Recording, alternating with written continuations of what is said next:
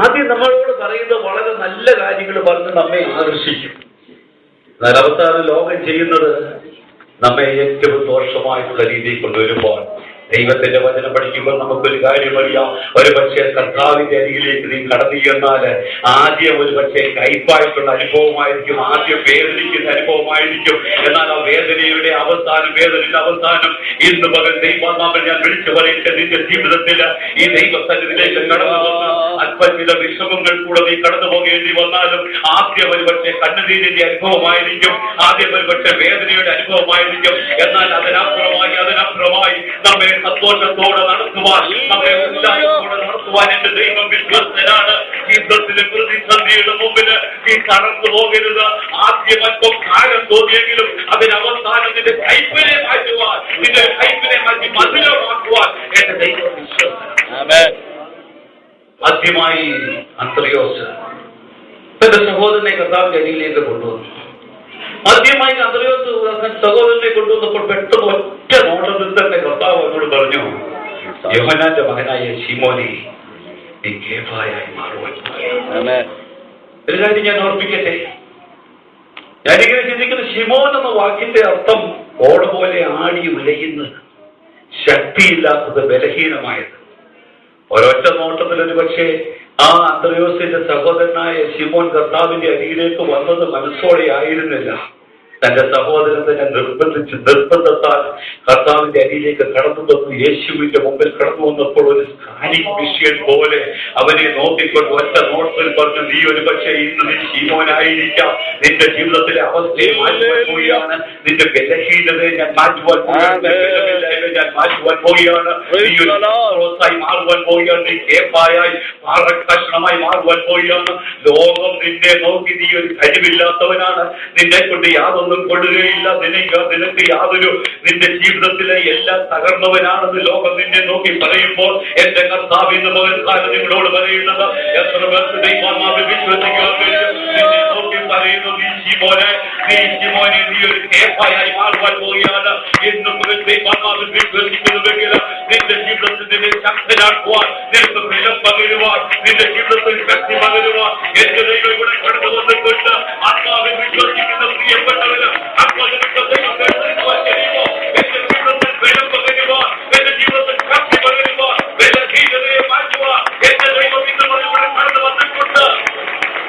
പൂർണ്ണമായി വിശ്വസിക്കുക. കർത്താവേ, ഇന്ന് പകൽ ദൈവത്തിലേക്ക് ഞാൻ കടന്നു വരുമ്പോൾ എന്റെ ബലഹീനതയെ നോക്കി ലോകം എനിക്ക് നേരെ ചോദിക്കൊണ്ട് ഞാനൊരു ബലഹീനനാണ്, ഞാനൊരു കഴിവില്ലാത്തവരാണ്, ഞാൻ ഒന്നിനും വേണ്ടാത്തവരാണ്, ഞാനൊരു കൊണ്ടാണ് എന്ന് ലോകം പറയുമ്പോൾ അതിന് മുമ്പിൽ നിനക്കായി നിങ്ങൾ ഒരുക്കി തരുവാൻ എന്റെ കർത്താവിന്റെ ഇവിടെ പിശാചിന്റെ പ്രവൃത്തികളെ അഴിപ്പാൻ തന്നെ ദൈവപുത്രൻ പ്രത്യക്ഷനായി. പിശാചില്ല എന്ന് പറയുന്ന പല പ്രിയപ്പെട്ടവരും നമ്മുടെ ക്രിസ്തീയ കൂട്ടായ്മയിൽ തന്നെ അല്ലെങ്കിൽ നമ്മുടെ ഇടയിൽ തന്നെയാണ് പിശാചില്ല.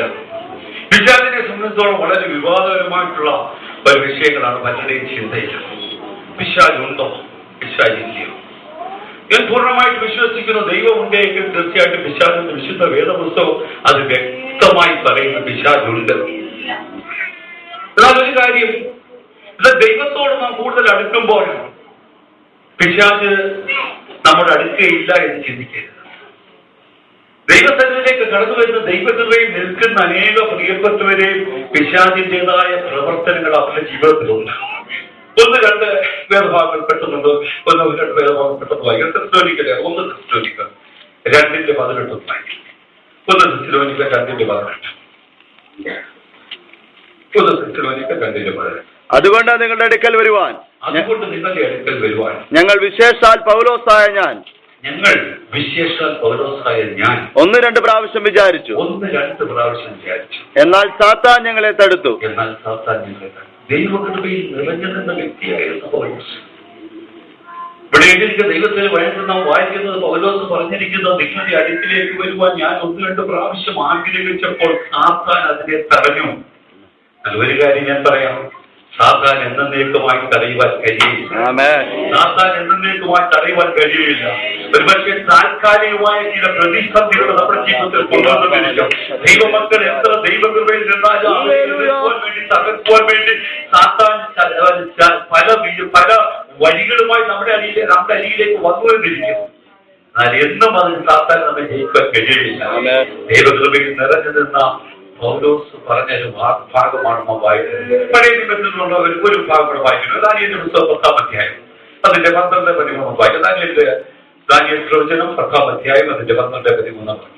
അവർ എന്നോട് പറഞ്ഞത്, ദാനിയേലേ ഭയപ്പെടേണ്ട, ദാനിയേലേ ഭയപ്പെടേണ്ട, നീ തിരിച്ചറിയേണ്ടതിനും നിന്റെ ദൈവത്തിന് മുമ്പാകെ നിന്നെ തന്നെ താഴ്ത്തേണ്ടതിനും മനസ്സ് വെച്ച് ആദ്യ ദിവസം മുതൽ നിന്റെ വാക്ക് കേട്ടിരിക്കുന്നു. മനസ്സ് വെച്ച് ആദ്യ ദിവസം മുതൽ നിന്റെ വാക്ക് കേട്ടു. ആദ്യ നിമിഷം നീ പ്രാർത്ഥിച്ച നിമിഷത്തിൽ തന്നെ നിന്റെ പ്രാർത്ഥന ഞാൻ കേട്ടു. എങ്കിലും എന്തുകൊണ്ടാണ് സംഭവിച്ചത്? നിന്റെ വാക്ക് ഹേതുവായി തന്നെ ഞാൻ വന്നിരിക്കുന്നു.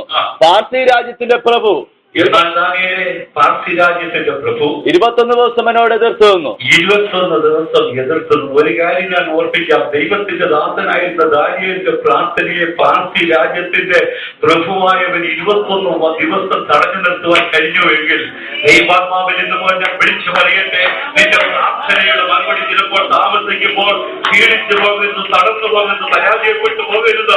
ശത്രു നമുക്കെതിരെ ചെയ്യുന്ന അമ്പുകളാണെന്ന് പൂർണ്ണമായി വിശ്വസിച്ചുകൊണ്ട് പിന്നെയും നാം ദൈവത്തിൽ വിശ്വസിച്ച് വിശ്വാസത്തിൽ ഉറച്ച് നാം ആയിരുന്നാൽ നമ്മെ തകർക്കുവാൻ അൾട്ടിമേറ്റായിട്ട് നമ്മെ കാക്കുവാൻ കഴിയില്ല. നമ്മെ അവസാനമായി നമ്മെ തകർക്കുവാൻ, ഇല്ലാതെയാക്കുവാൻ ഒരിക്കലും പിശാചിന് കഴിയില്ല. ദൈവത്തിന് വേണ്ടി നാം വായിക്കുന്നത്, കള്ളൻ മോഷ്ടിപ്പാനും അറുക്കുവാനും വരുമ്പോൾ നമ്മുടെ കർത്താവ് വരുന്നത് ജീവൻ നൽകുവാൻ, കള്ളൻ അറക്കുവാനും മോഷ്ടിക്കുവാനും കടന്നു വരുമ്പോൾ ഇന്ന് പകൽ ഞാനൊരു കാര്യം ഓർപ്പിക്കാം. നമ്മുടെ ജീവിതത്തിൽ മോഷ്ടിക്കുവാൻ, അറക്കുവാൻ പിശാച് കടന്നു വരുക എന്ന് പറഞ്ഞാൽ നമ്മുടെ ജീവിതത്തിലെ സന്തോഷത്തെ മോഷ്ടിക്കുവാൻ, നമ്മുടെ ജീവിതത്തിലെ സമാധാനത്തെ മോഷ്ടിക്കുവാൻ, നിന്റെ കുടുംബ ജീവിതത്തിന്റെ സമാധാനത്തെ മോഷ്ടിക്കുവാൻ. ഒരു കാര്യം ഞാൻ ഓർപ്പിക്കാം. കഴിഞ്ഞ നാളുകളിൽ നിങ്ങളുടെ കുടുംബ ജീവിതത്തിൽ സ്വരച്ചേർച്ച ഉണ്ടായിട്ടുണ്ടെങ്കിൽ, വേദനിപ്പിക്കുന്ന അനുഭവങ്ങൾ ഉണ്ടായിട്ടുണ്ടെങ്കിൽ, നിങ്ങളുടെ കുടുംബ ജീവിതത്തിൽ കൈകേറിയ അനുഭവം ഉണ്ടായിട്ടുണ്ടെങ്കിൽ, ഒരു കാര്യം ഞാൻ ഓർമ്മിക്കാൻ, കള്ളൻ നിന്റെ ജീവിതത്തിലേക്ക് കടന്നു വരുന്നത് നിന്റെ ജീവിതത്തിലെ സന്തോഷത്തെ മോഷ്ടിക്കുവാൻ, സമാധാനത്തെ ഇല്ലാതെയാക്കുവാൻ കടന്നു വരുമ്പോൾ എന്റെ ദൈവം വരുന്നത് എനിക്ക് ജീവൻ നൽകുവാൻ, നിത്യജീവൻ നൽകുവാൻ. സഹോദര, നിന്റെ ജീവിതത്തിൽ നിത്യജീവൻ നൽകുവാൻ പിശാചിന്റെ തന്ത്രത്തെ എതിർത്ത് നിൽക്കുമ്പോൾ ഒരു കാര്യം ഞാൻ ഓർമ്മിക്കാം. എന്റെ കർത്താവ് വരുന്നത് ജീവൻ നൽകുവാൻ, നിത്യജീവൻ നൽകുവാനാണ് എന്റെ കർത്താവ് വരുന്നത്. അവരിക്കലും അത് ക്ഷീണിച്ചു പോകരുത്. നമ്മുടെ ജീവിതത്തിൽ താൽക്കാലികമായിട്ടുള്ള ചില വിഷയങ്ങൾ കടന്നു വരുമ്പോൾ നാം ഒരിക്കലും പരാജയപ്പെട്ടു പോലെ ക്ഷീണിച്ചു പോയത് കാരണം പിശാചിന് നമ്മെ തകർക്കുവാൻ കഴിയില്ല. നമുക്കറിയാം, പഴയ കാലങ്ങളിൽ നമ്മുടെ നാട്ടിൻ പുറത്തൊക്കെ പല മന്ത്രവാദികൾ, വലിയ മന്ത്രം ചെയ്യുന്ന വലിയ മന്ത്രവാദികളൊക്കെ നമ്മുടെ ഒരു പക്ഷേ പഴയ ആൾക്കാർക്ക് അല്പപ്രായമുള്ളവർക്കറിയാം. അവരുടെ ജീവിതത്തിൽ മന്ത്രങ്ങളും തന്ത്രങ്ങളും മന്ത്രവാദങ്ങളും. എന്നാൽ ഇന്ന് നോക്കിയാൽ അങ്ങനെയുള്ള ഭവനങ്ങളെല്ലാം തകർന്നമായി. ഒരു കാലത്ത് മന്ത്രവാദവും കൊണ്ട് നടന്ന അനേക പ്രിയപ്പെട്ടവരുടെ ജീവിതത്തിൽ അവർ തകർന്ന് തരിപ്പണമായപ്പോൾ ഒരു കാര്യം ഞാൻ പറയാം. യേശുവിന്റെ അരികിലേക്ക് നീ കടന്നു ചെന്ന, യേശുവിന്റെ അരികിലേക്ക് കടന്നു ചെന്നു കഴിഞ്ഞാൽ അവൻ നിന്റെ ജീവിതത്തിൽ ജീവൻ നൽകുവാൻ, ജീവൻ നൽകുവാൻ, ജീവൻ നൽകുവാൻ, നിത്യജീവൻ നൽകുവാൻ. എന്റെ ദൈവം വിശ്വസ്തനാണ്, എന്റെ ദൈവം വിശ്വസ്തനാണ്. ജീവിതത്തിൽ ആഴത്തോടെ, തകർന്ന വിഷയത്തോടെ, വേദനയോടെ കടന്നു വന്നിരിക്കുന്ന പ്രിയ സഹോദരി, ഇന്ന് മകൾ ദൈവാത്മാവ് നിന്നോട് സംസാരിക്കുന്നു. നിന്റെ ജീവിതത്തിലെ പരാജയത്തെ മാറ്റുവാൻ, നിന്റെ ജീവിതത്തിലെ ഇല്ലായ്മ മാറ്റുവാൻ എന്റെ ദൈവം, എന്റെ കർത്താവ് ദൈവപുത്രൻ നിന്റെ മുകളിൽ കടന്നു വന്നിട്ടുണ്ട്. ഈ ശാന്തിന്റെ പ്രവർത്തികളെ അഴിപ്പാനത്രേ എന്റെ ദൈവം ഇന്ന് കടന്നു വന്നിരിക്കുന്നത്. ഇന്ന് മകൾ ദൈവാത്മാവിനെ നമുക്ക് വിശ്വസിക്കാൻ കഴിയുമോ? നിന്റെ ജീവിതത്തിലെ പിശാചിന്റെ പ്രവർത്തികളെ, നിന്റെ ജീവിതത്തിലെ പിശാചിന്റെ പ്രവർത്തികളെ അതിനെ അഴിപ്പാൻ, അതിനെ ഇല്ലാതെയാക്കുവാൻ, അതിനെ തകർക്കുവാൻ എന്റെ കർത്താവിന്റെ പോലെ കടന്നു വന്നിട്ടുണ്ട്. നമുക്കറിയാം, ഒരു കൂനിയായ സ്ത്രീ ലൂക്കോസിന്റെ സുവിശേഷത്തിന് 13-ാം അധ്യായത്തിലാണ് തോന്നുന്നത് എപ്രകാരം എഴുതിയിരിക്കുന്നത്. 13-11 വായിക്കണമേ. ലൂക്കോസിന്റെ സുവിശേഷം അവൻ ശബത്തിൽ പള്ളിയിൽ ഉപദേശിച്ചുകൊണ്ടിരുന്നു. ശബത്തിൽ നമ്മുടെ വാഴ്ത്തപ്പെട്ട കർത്താവ് പള്ളിയിൽ ഉപദേശിച്ചുകൊണ്ടിരുന്നപ്പോൾ അവിടെ 18 സംവത്സരമായി ഒരു രോഗാത്മാവ് ബാധിച്ചിട്ട് ഒട്ടും നിവരുവാൻ കഴിയാതെ 18 സംവത്സരമായി രോഗാത്മാവ് ബാധിച്ചിട്ട് ഒട്ടും നിവരുവാൻ കഴിയാത്ത ഒരു സ്ത്രീ, കൂനിയായ ഒരു സ്ത്രീ ഉണ്ടായിരുന്നു. ഞാനിങ്ങനെ ചിന്തിക്കുന്നു, ഈ സ്ത്രീ പലരുടെ അരികിലേക്ക് പോയി കാണും. ആ നാട്ടിലെ നാട്ടുവൈദ്യന്മാരുടെ അരികിലേക്ക് പോയി കാണും, പല ഡോക്ടേഴ്സിന്റെ അരികിലേക്ക് പോയി കാണും. അവർക്കൊന്നും കണ്ടുപിടിക്കാൻ കഴിഞ്ഞാൽ അവരുടെ അസുഖം എന്താണ്. ഒരു കൂനിയായ സ്ത്രീ, അവരുടെ എക്സ്റേയിൽ പോലും കണ്ടുപിടിക്കാൻ കഴിഞ്ഞില്ല, അവരുടെ സ്കാനിങ് മെഷീനിൽ കണ്ടുപിടിക്കാൻ കഴിഞ്ഞില്ല. കാരണം അവിടെ എഴുതിയിട്ടുണ്ട് എന്താണ് അസുഖം എഴുതിയിട്ട് വായിക്കുന്നത്. അവിടെ 18 സംവത്സരമായ ഒരു രോഗാത്മാവ് ബാധിച്ചിട്ട് ഒട്ടും നിവരുവാൻ കഴിയാതെ കൂനിയായ ഒരു സ്ത്രീ ഉണ്ടായിരുന്നു. യേശു അവളെ കണ്ട അടുക്കൽ വിളിച്ച സ്ത്രീയെ നിന്റെ രോഗബന്ധനം അഴിഞ്ഞിരിക്കുന്നു പറഞ്ഞ് അവളുടെ മേൽ കവിച്ചു. നിന്റെ രോഗബന്ധനം അഴിഞ്ഞിരിക്കുന്നു എന്ന് പറഞ്ഞ് യേശുവിന്റെ അരികിലേക്ക് ചെന്നു. കാരണം ഞാനിങ്ങനെ വിശ്വസിക്കുന്ന പിശാച് അവളെ തകർത്തിട്ടിരിക്കുകയായിരുന്നു. അവൾക്ക് എഴുന്നേൽക്കുവാൻ കഴിയാതെ ഞാനിങ്ങനെ ചിന്തിക്കുന്നു, ഭാവനയിൽ ഞാനിങ്ങനെ ചിന്തിക്കുന്നത് ഈ പിശാച് ചെയ്തത് അവളുടെ കാലിൽ കൂടെ തുടലിട്ടിട്ട് കഴുത്തിൽ കെട്ടി ഒട്ടും എഴുന്നേൽക്കുവാൻ കഴിയാത്ത, മുമ്പോട്ട് നടക്കുവാൻ കഴിയാതെ, ചലിക്കുവാൻ കഴിയാതെ, ലോകത്തിൽ ഒരു വ്യക്തിക്ക് മനസ്സിലാക്കുവാൻ കഴിയാത്ത രീതിയിൽ പിശാച് അവളെ ബന്ധിച്ചിരിക്കുകയായിരുന്നു. എന്നാൽ എന്റെ യേശു അവളുടെ അരികിലേക്ക് കടന്നു ചെന്ന്, അത് ശബത്ത് നിമിത്തമാണ്, കർത്താവിന് വിഷയമല്ല, അവളുടെ അരികിലേക്ക് കടന്നു വന്ന് ഈ 18 സംവത്സരമായി രോഗാത്മാവ് ബന്ധിച്ചിരുന്ന ആ ബന്ധനാമത്തിൽ നിന്ന് യേശുവിന്റെ സ്പർശനത്തിന് മുമ്പില്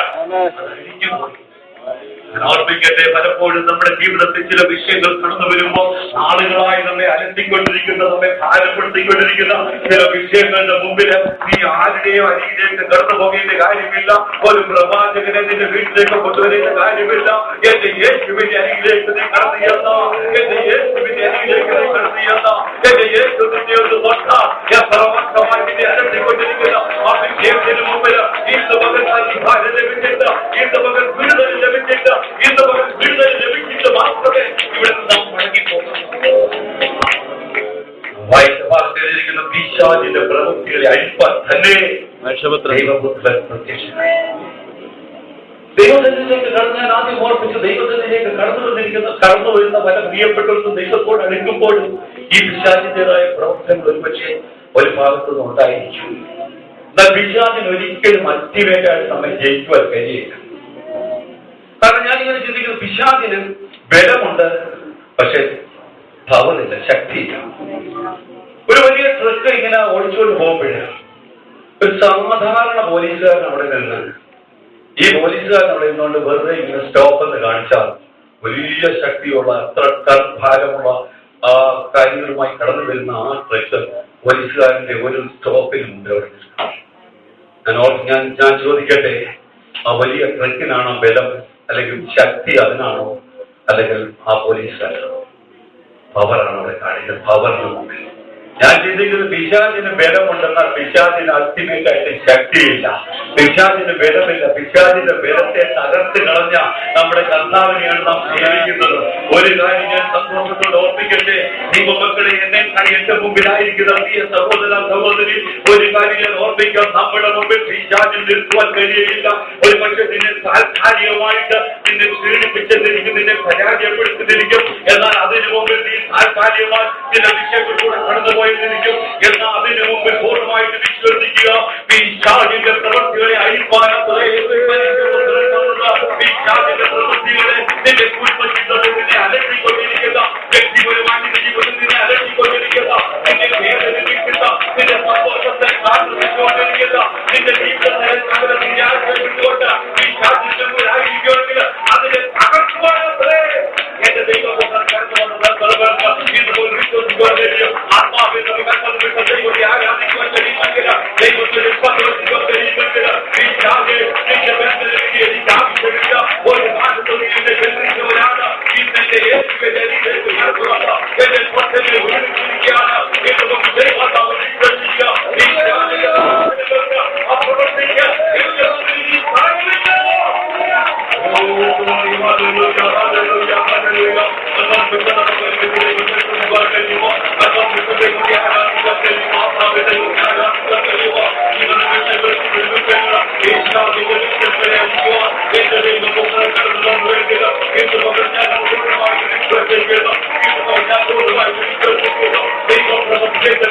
നടക്കട്ടെ.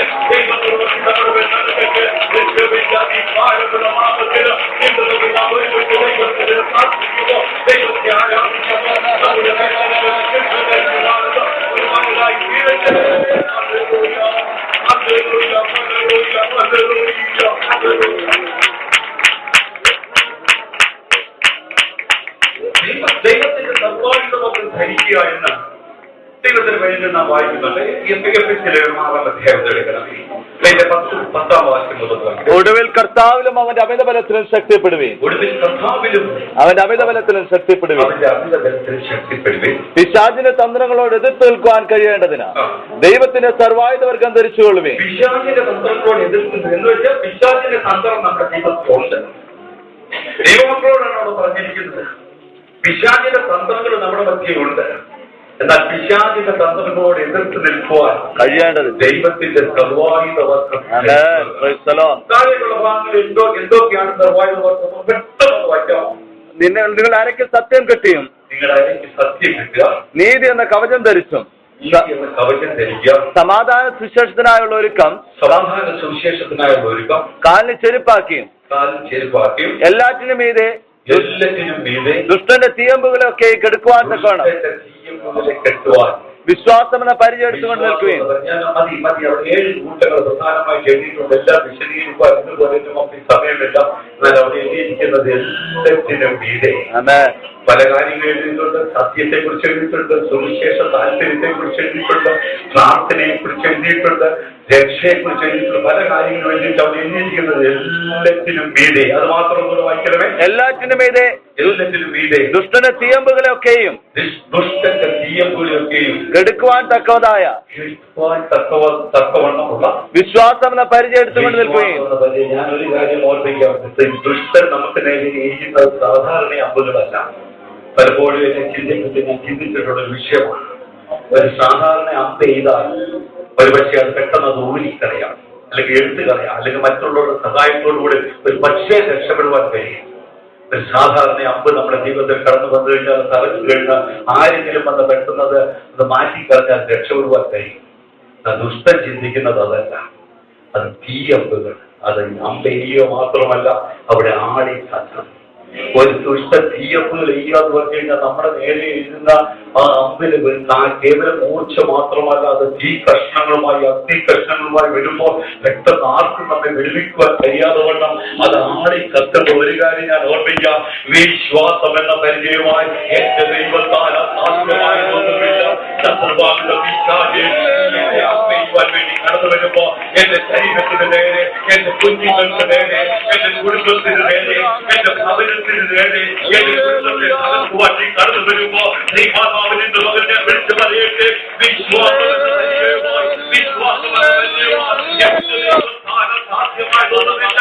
പിശാചിനെ ജയിക്കാൻ കഴിയില്ല. കാരണം ഞാൻ പിശാചിനെ തോൽപ്പിച്ചവരാണ്, പിശാചിനെ പരാജയപ്പെട്ടവരാണ്, പിശാചിന്റെ പ്രവൃത്തികളെ അടിസ്ഥാനത്തെ എന്റെ ദൈവത്തിൽ കടന്നു വന്നത് പൂർണ്ണമായി നാം വിശ്വസിക്കും. വിശ്വാസം എന്ന പരിചയമായി, വിശ്വാസം എന്ന പരിചയമായി എന്റെ ദൈവത്താൽ കഴിയാത്തതൊന്നുമില്ല. എന്റെ ജീവിതത്തിൽ നീ എന്നെ തകർക്കുമെന്ന് പറയുന്നുവെങ്കിൽ അവരെ നോക്കിക്കൊണ്ട് പറയുക, പിശാചിൽ നിനക്ക് എന്നെ തകർക്കുവാൻ കഴിയയില്ല, പിശാചിൽ നിനക്ക് എന്നെ ബന്ധിക്കുവാൻ കഴിയയില്ല. എന്റെ ഞാൻ സകലത്തിനും മതിയായവരാണ്. പറയുവാൻ കഴിയും. പറയുവാൻ കഴിയുമോ? കഴിഞ്ഞ നാളുകളായി ലോകത്തിന്റെ ആത്മാവ് ലോകാത്മാവിനാൽ നീ ബന്ധിക്കപ്പെട്ടവളാണെങ്കിൽ ഇന്ന് വിളിച്ചു പറയുക, എന്റെ ശക്തനാക്കുന്നവൻ ഞാൻ സകലത്തിനും മതിയായവൻ. ഒരു പക്ഷെ ഞാൻ ക്ഷീണിതനായിരിക്കാം, ഒരു പക്ഷെ ഞാൻ പരാജയപ്പെട്ടവനായിരിക്കാം. ആ പരാജയത്തിന്റെ മുമ്പിൽ നിന്നുകൊണ്ട്, ക്ഷീണത്തിന്റെ മുമ്പിൽ നിന്നുകൊണ്ട് നിന്റെ മകനെ, നിന്റെ മകൾക്കെതിരെ, നിന്റെ കുഞ്ഞിനെതിരെ, നിന്റെ ഭൈനത്തിനെതിരെ, നിന്നെ തകർക്കുവാൻ വേണ്ടി നോക്കുന്ന വിഷയത്തിന് മുമ്പിൽ ദൈവമാവൻ വിളിച്ചു പറയുക, എന്റെ ശക്തനാക്കുന്നവൻ ഞാൻ സകലത്തിനും മതിയായവൻ. എന്നെ ഒന്നും ചെയ്യുവാൻ കഴിയയില്ല, എനിക്കിനി എന്നെ ജയിക്കുവാൻ കഴിയയില്ല. എന്നെ ശക്തനാക്കുന്നവരുണ്ട്, അതിനൊക്കെ സകലത്തിനും മതിയായവൻ. ജോലി നഷ്ടപ്പെട്ടു പോയിരിക്കാം, ഇവരുടെ സാമ്പത്തികമായി തകർന്നവരായിരിക്കും. ഒരു കാര്യം ഇന്ന് പലകാലം ദൈവാത്മാവിൽ വിശ്വസിക്കുക, എന്റെ ശക്തനാക്കുന്ന ഒരുവനുണ്ട്. പിശാചിന്റെ സഫലങ്ങൾ നമ്മുടെ ജീവിതത്തിൽ നേരെ കടന്നു വരുമ്പോൾ, പിശാചിന്റെ തീയപ്പോൾ നമ്മുടെ ജീവിതത്തിൽ കടന്നു വരുമ്പോൾ അത് ആളെ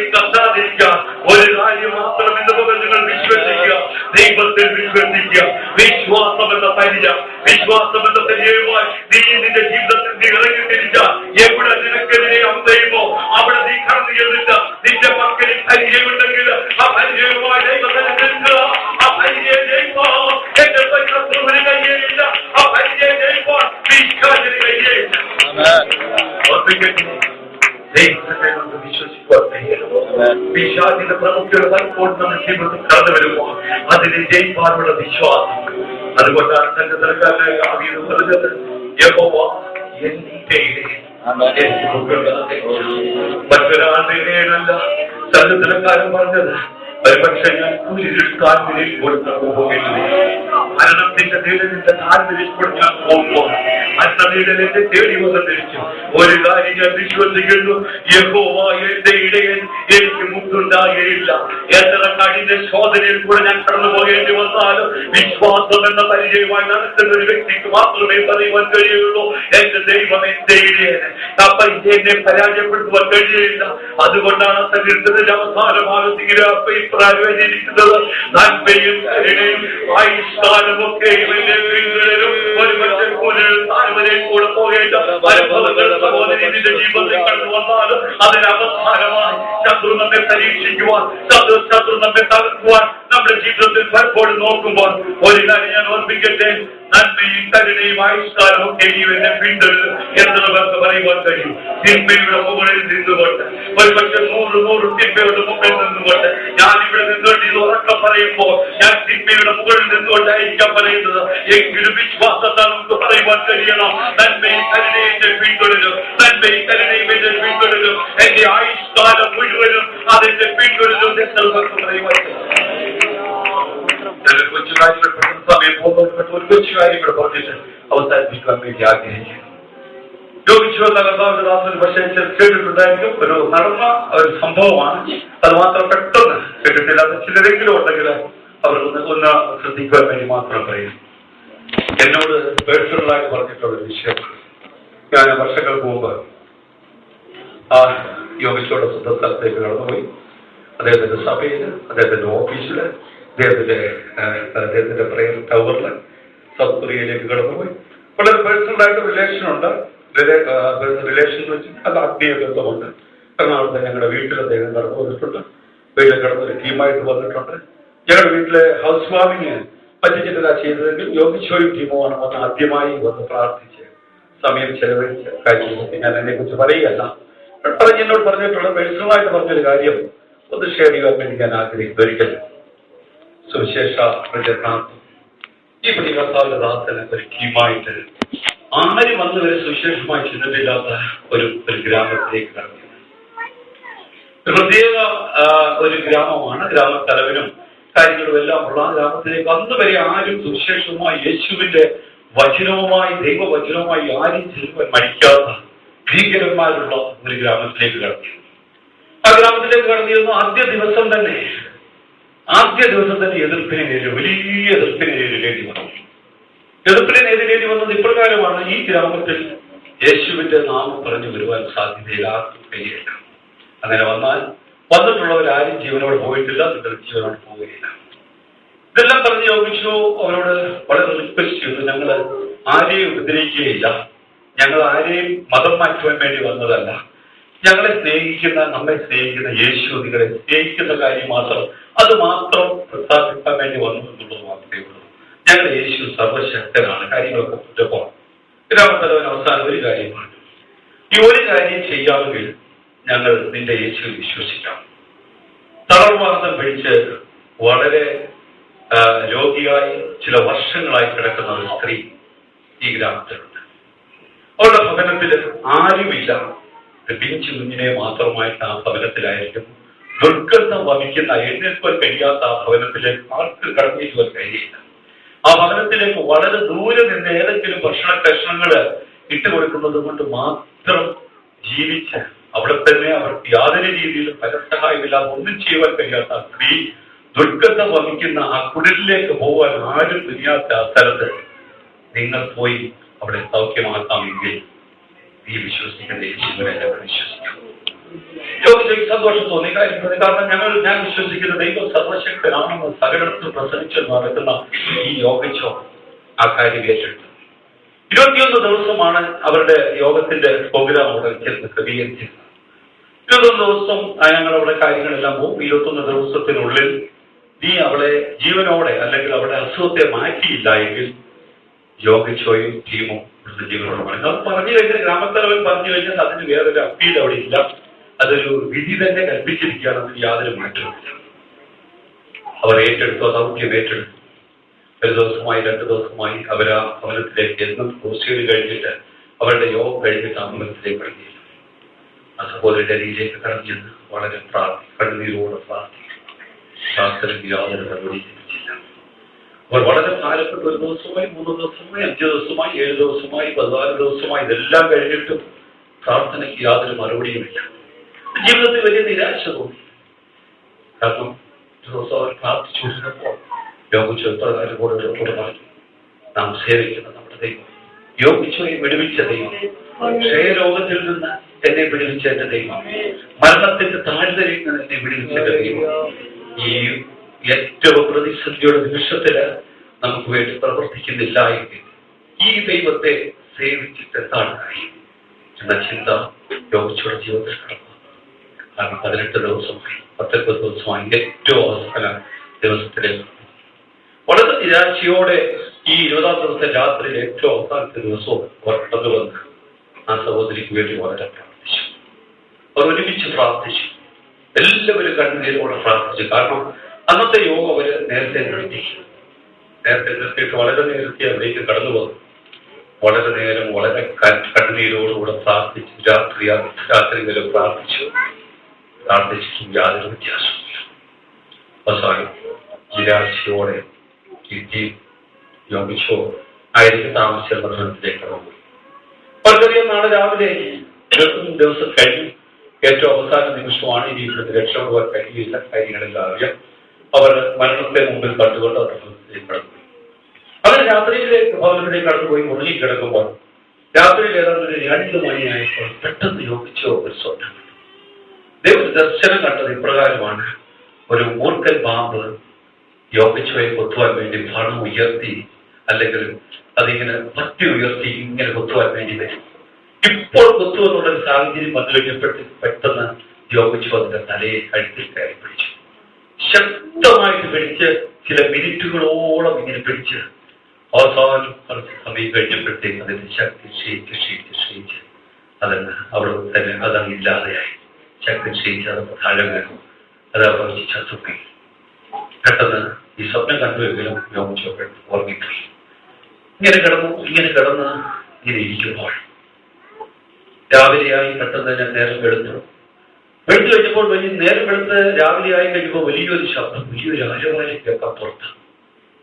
അപ്പോൾ പെട്ടെന്ന് എല്ലാവരും ഞെട്ടി ഉണർന്നു. എന്താണ് സംഭവിക്കുക? ഗ്രാമത്തിൽ എല്ലാവരും ഇവിടേക്ക് ഒഴിവാൻ വേണ്ടി വരികയാണ്. ഇങ്ങനെ അവർ നോക്കി നിൽക്കുമ്പോൾ പെട്ടെന്ന് അതിന്റെ മുമ്പിൽ ആ ജാതിയുടെ മുമ്പിൽ ഒരു സഹോദരി കുഞ്ഞിനെ എടുത്തുകൊണ്ട് വരും. പെട്ടെന്ന് യോഗിച്ചോ എന്നൊന്നും മനസ്സിലായില്ല. പെട്ടെന്ന് ഈ സഹോദരി വന്ന് യോഗിച്ചോട് പറഞ്ഞു, ഇന്നലെ രാത്രിയിലെ 2 മണിക്ക് നീ എന്റെ അരികിലേക്ക് വളർന്നു വന്നത് യോഗിച്ചോ, നീ ഓർക്കുന്നില്ല, നീ മറന്നുപോയോ? എന്റെ മുമ്പിലേക്ക് കടന്നു വന്ന് ശക്തമായി എന്റെ അരികിലേക്ക് കടന്നു വന്ന് ആ 2 മണിക്ക് എന്നെ കടന്നു വന്ന് എന്റെ തലയിൽ ശക്തമായി പ്രാർത്ഥിച്ച് എന്നെ വിടുവിച്ചത് നീ മറന്നുപോയോ? ഒരു രാത്രി കൊണ്ട് നീ മറന്നുപോയോ എന്ന് യോഗിച്ചോട് ചോദിക്കുമ്പോൾ യോഗിച്ചോ പെട്ടെന്ന് ദർശനത്തെ കുറിച്ച് ഓർത്തു. തന്റെ ജീവിതത്തിൽ അതുവരെ അവളെ തകർത്തുകൊണ്ടിരുന്ന പിശാചിന്റെ പ്രവർത്തനം അന്ന് രാത്രിയിൽ അഴിയപ്പെടുകയായിരുന്നു. ബന്ധനം അഴിയുകയായിരുന്നു. അന്ന് രാത്രിയിൽ അവൾ അന്ന് വരെ തളർവാദമായി കിടന്നുപോകാൻ തളർന്നിരുന്ന ആ സഹോദരി പെട്ടെന്ന് കുഞ്ഞുമായി എഴുന്നേറ്റ് ചാടി വന്ന് ഇവരുടെ ജാഥയുടെ മുമ്പിൽ നിന്ന് നൃത്തം ചെയ്യുമ്പോൾ ഞാൻ ഒരു കാര്യം ഓർമ്മിക്കാം. ആ ഗ്രാമത്തിലെ മുഴുവൻ പേരും അത് ജീവിക്കുന്ന യേശുവിനെ കണ്ട ഒരു രാത്രിയാ അന്നൊരു ദിവസമായി മാറി. ഒരു കാര്യം ഞാൻ ഓർപ്പിക്കട്ടെ, നമ്മുടെ കർത്താവിൽ വിശ്വസിച്ചാൽ ഞാൻ ഒരു കാര്യം ഓർപ്പിക്കാം. പിശാചിനൊരു പക്ഷേ ബലമുണ്ട്. എന്നാൽ പിശാചിനെ തകർത്ത ഒരു നല്ല ദൈവത്തെയാണ് ഞാൻ. പിശാചിന്റെ പ്രവൃത്തികളെ അഴിപ്പാൻ തന്നെ ദൈവപുത്രൻ പ്രത്യക്ഷനായി. ഇന്ന് രാത്രി ഇന്ന് പകൽ എത്ര പേർക്ക് വിശ്വസിക്കുവാൻ കഴിയും? വലിയ ദൈവപ്രവൃത്തി ദിവസങ്ങൾ നമ്മുടെ ജീവിതത്തിൽ നടക്കുവാൻ പിശാചിന്റെ പ്രവൃത്തികളെ അഴിപ്പാൻ അത്രയും ദൈവപുത്രൻ വന്നത്. ഒരു കാര്യം ഞാൻ ഓർമ്മിക്കട്ടെ, ആപത്തുകളെയും കേടുകളെയും ശത്രുവിന്റെ സകല ബലത്തെയും ചവിട്ടുവാനുള്ള അധികാരം കർത്താവ് നമുക്ക് തന്നിട്ടുണ്ടെങ്കിൽ ഇന്ന് പകരം നമുക്ക് ദൈവത്തിൽ വിശ്വസിക്കാം. നമ്മുടെ ജീവിതത്തിന് കഴിഞ്ഞ ചില നാളുകളായി നമ്മെ തകർത്തുകൊണ്ടിരുന്ന നമ്മുടെ കുടുംബത്തിനെതിരെ, നമ്മുടെ കുഞ്ഞുങ്ങൾക്കെതിരെ, നമ്മുടെ കുഞ്ഞുങ്ങളുടെ വിദ്യാഭ്യാസത്തിനെതിരെ, നമ്മുടെ സന്തോഷത്തെ തകർക്കുവാൻ, നമ്മൾ ഓർപ്പിക്കുവാൻ, അളക്കുവാനും കുടിക്കുവാനും വന്നപ്പോൾ അതിനു മുമ്പ് നമുക്ക് ജീവൻ നൽകുക, നിത്യ ജീവൻ നൽകുക ആ ദൈവത്തെ ഇന്ന് പകരം കണ്ടുകൊണ്ട് എത്ര പേർക്ക് ദൈവത്തെ ആരാധിക്കാൻ കഴിയും. ചില നിമിഷങ്ങൾ നമുക്ക് ഒരുമിച്ച് ദൈവത്തെ